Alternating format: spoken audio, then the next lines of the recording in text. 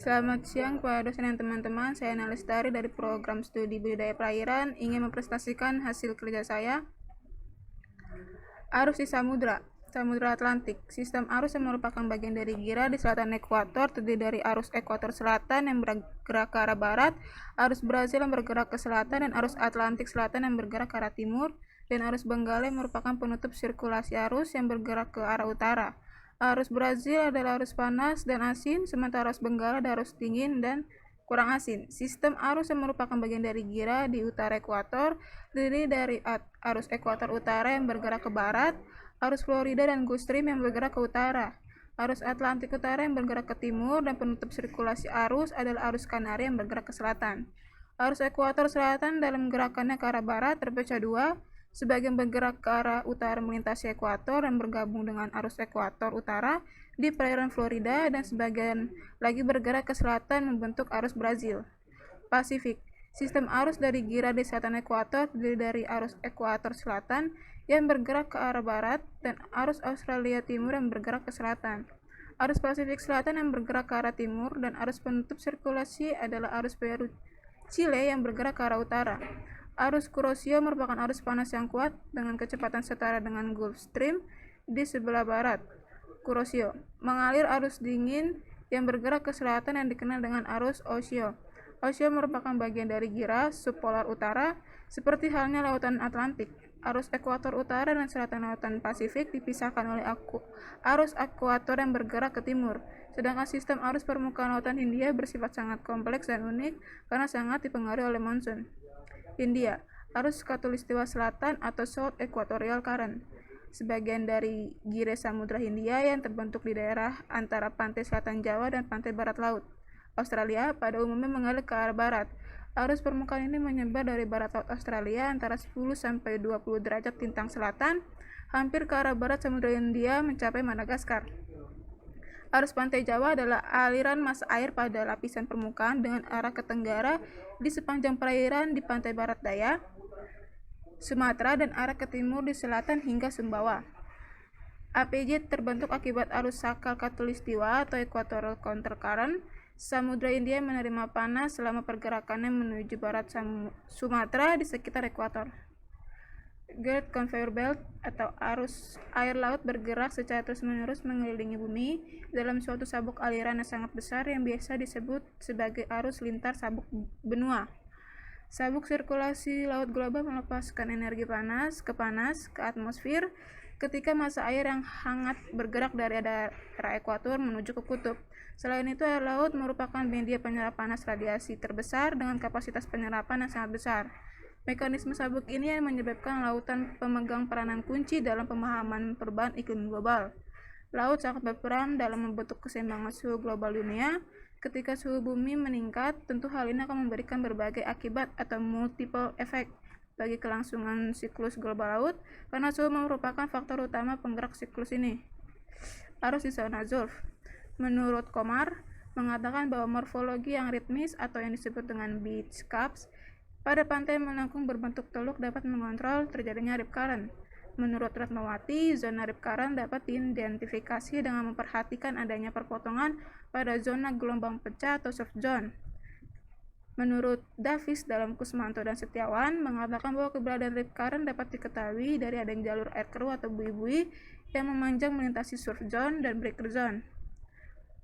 Rip current adalah arus yang bergerak dari pantai menuju ke laut yang dapat terjadi setiap hari dengan kondisi bervariasi, mulai dari kecil, pelan, dan tidak berbahaya, sampai arus yang dapat menyeret orang ke tengah laut dan dibangun oleh hubungan antara gelombang yang datang menuju pantai dan kondisi morfologi pantai.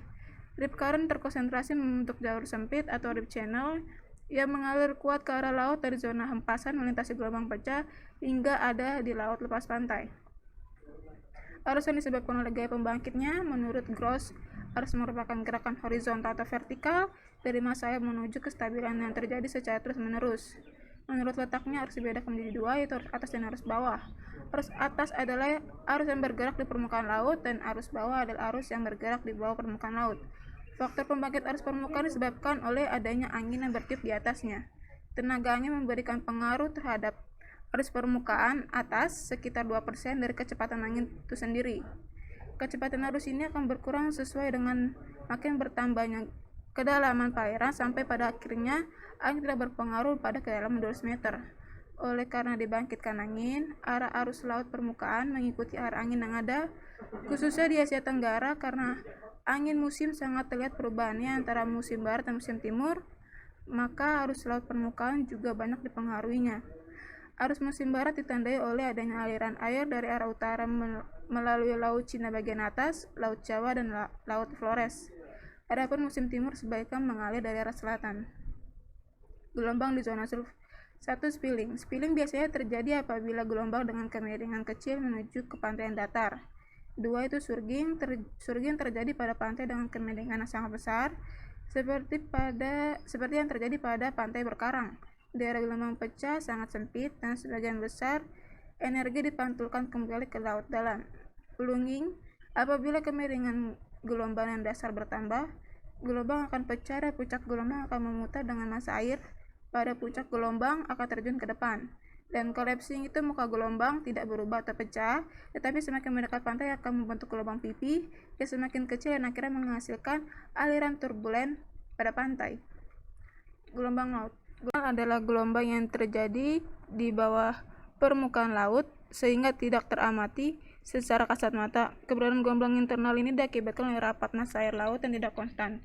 Gelombang internal dibangkitkan oleh interaksi dari arus pasang surut sebagai gaya pembangkit, lapisan fluida, dan topografi dasar dari fluida. Gelombang Rossby. Gelombang ekuatorial Rossby dikenal dengan gelombang Rossby, gelombang baroklinik, gelombang internal, dan gelombang planetari dihasilkan sebagai respon terhadap anomali angin zonal permukaan yang disebabkan oleh kencangnya hembusan angin barat. Gelombang Kelvin berbentuk simetris dengan puncak berada di ekuator dan meluru jika menjauhi ekuator.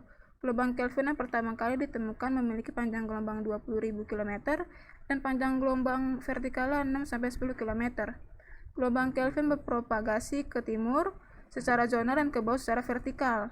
Gelombang Kelvin pertama kali ditemukan oleh Wallace dan Kowski 1968 di stratosfer bawah ekuatorial. Gelombang Kelvin muncul ketika aliran dasar timur, di mana gelombang ini merambat ke timur dengan kecepatan 25 meter per second relatif terhadap permukaan bumi.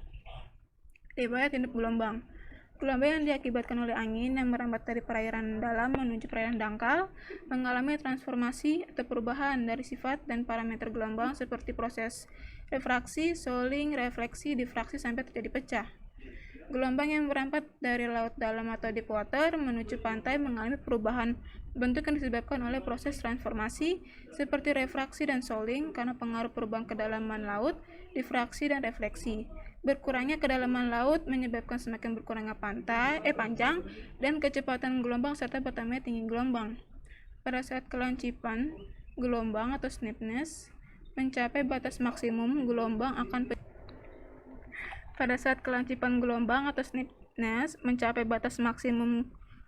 akan pecah dengan membentuk sudut tertentu terhadap garis pantai. Pola refraksi terjadi karena adanya perubahan kedalaman. Pasang purnama.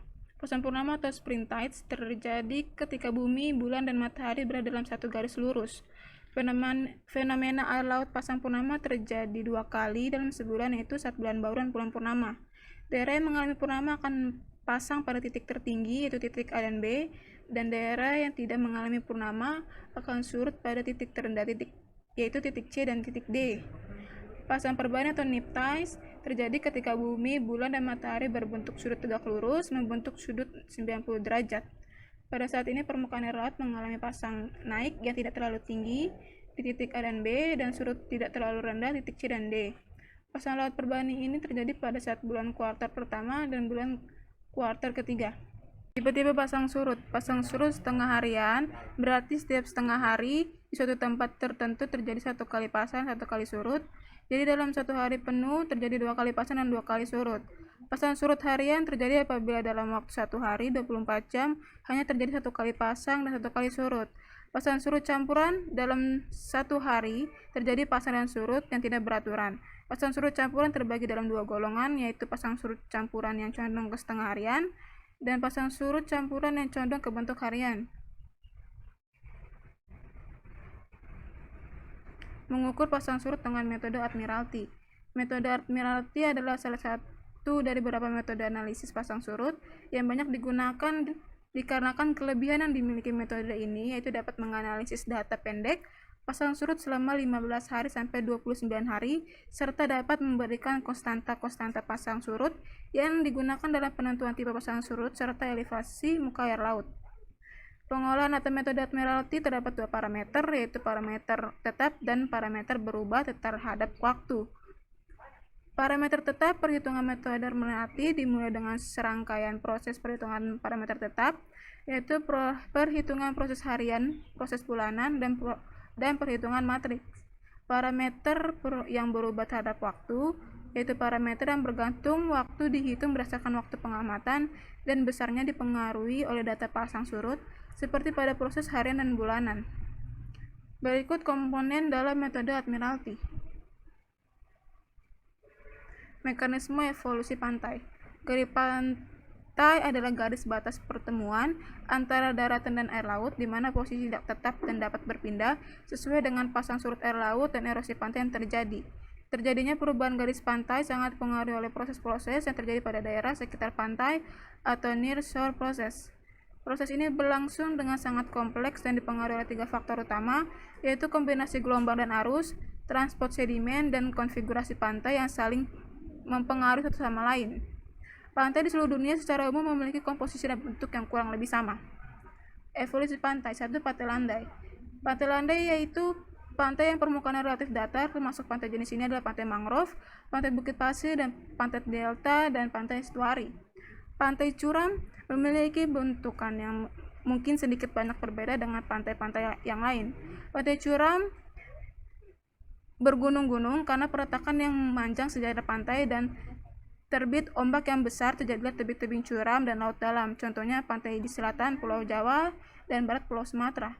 Pantai bertebing atau flies adalah pantai yang curam di muka tebing karena adanya pegunungan melintang tegak lurus terhadap pantai. Di pantai ini dijumpai laut yang dangkal terjadi karena penimbunan hasil perusakan tebing pantai itu sendiri yang disebabkan oleh abrasi atau error marin. Namun pada pantai bertebing ini dapat dibedakan menjadi dua bagian, yaitu pantai bertebing terjal dan juga pantai bertebing bergantung. Terminologi pantai. Pantai merupakan batasan antara wilayah lautan daerah daratan, merupakan daerah yang terletak di atas dan di bawah permukaan daratan, dimulai dari batas garis pasang tertinggi. Sedangkan daerah lautan merupakan daerah yang terletak di atas dan di bawah permukaan laut, dimulai dari batas garis di atas dan di bawah permukaan laut, dan dimulai dari sisi laut pada garis surut terendah, termasuk dasar laut di bagian bumi bawahnya. Menurut N. Yuluwono, daerah pantai atau pesisir adalah suatu daratan beserta perairannya di mana pada daerah tersebut masih dipengaruhi oleh aktivitas darat maupun laut. Bentuk lahan atau landform pantai, yaitu ada pesisir, merupakan daerah yang sejalur dengan pantai pertemuan daratan dengan laut, dimulai dari batas muka air laut pada waktu surut terendah menuju ke arah darat sampai batas tertinggi yang mendapat pengaruh gelombang pada waktu badai. Pantai itu merupakan suatu wilayah yang dimulai dari titik terendah air laut waktu surut hingga ke arah daratan sampai batas paling jauh ombak atau gelombang menuju daratan. Jadi daerah pantai dapat juga sebagai daerah tepian laut. Garis pantai atau shoreline merupakan tempat pertemuan antara laut dan daratan. Garis pantai ini setiap saat berubah-ubah sesuai dengan perubahan pasang surut air laut. Backshore merupakan bagian dari pantai mulai dari muka air laut tertinggi sampai batas wilayah pesisir. Foreshore merupakan bagian pantai pulau dari muka air laut terendah sampai muka air laut pasang tertinggi. Nearshore itu merupakan bagian pantai dari muka air pasang tertinggi atau pasang naik sampai pasang surut terendah. Gisik atau beach itu merupakan daerah terletak dimulai dari coastline hingga ke arah titik pasang surut terendah atau merupakan daerah gabungan antara backshore, foreshore, and innershore. Offshore merupakan daerah yang meluas dari titik pasang surut terendah ke arah laut. Kesimpulan, sistem arus di lautan Atlantik terdiri dari dua gira, yaitu berada di selatan ekuator dan utara ekuator. Dan sistem arus permukaan lautan Pasifik itu ada dari dua gira, yaitu berada di utara dan selatan ekuator. Dan arus di samudra itu adalah arus khatulistiwa atau South Equatorial Current dan arus pantai Jawa. Arus lintas sabuk benua atau the Great Oceanic Conveyor Belt bergerak dari permukaan ke dalam samudra dan suhu air laut mengontrol sabuk aliran global ini. Faktor pembangkit arus permukaan disebabkan oleh adanya angin yang bertiup di atasnya yang menyebabkan adanya dua arus, yaitu arus atas dan arus bawah. Gelombang di zona observe yaitu gelombang spilling, surging, plunging, dan collapsing. Riwayat hidup gelombang adanya angin yang berambat dari perairan dan dalam menuju perairan dangkal dan mengalami transformasi dari sifat dan parameter gelombang seperti proses refraksi, soling, refleksi, difraksi sampai terjadi pecah. Pasang surut purnama atau sprintage terjadi ketika bumi, bulan, dan matahari berada dalam satu garis lurus, dan pasang surut perbani atau nuptials terjadi ketika bumi, bulan, dan matahari membentuk tegak lurus. Tipe pasang surut yaitu pasang surut setengah harian, campuran condong setengah harian, campuran yang condong bentuk harian. Metode Admiralty itu adalah salah satu. Beberapa metode analisis pasang surut yang banyak digunakan dikarenakan kelebihan yang dimiliki metode ini, yaitu dapat menganalisis data pendek pasang surut. Mekanisme evolusi pantai proses ini berlangsung dengan sangat kompleks dan dipengaruhi oleh tiga faktor utama, yaitu kombinasi gelombang dan arus, transport sedimen, konfigurasi pantai yang saling mempengaruhi satu sama lain. Dan terminologi pantai mempunyai morfologi pantai, yaitu pesisir atau coast, pantai atau shore, garis pantai atau shoreline, backshore, foreshore, inshore, and gisic beach, and offshore. Sekian presentasi dari saya. Selamat pagi. Terima kasih.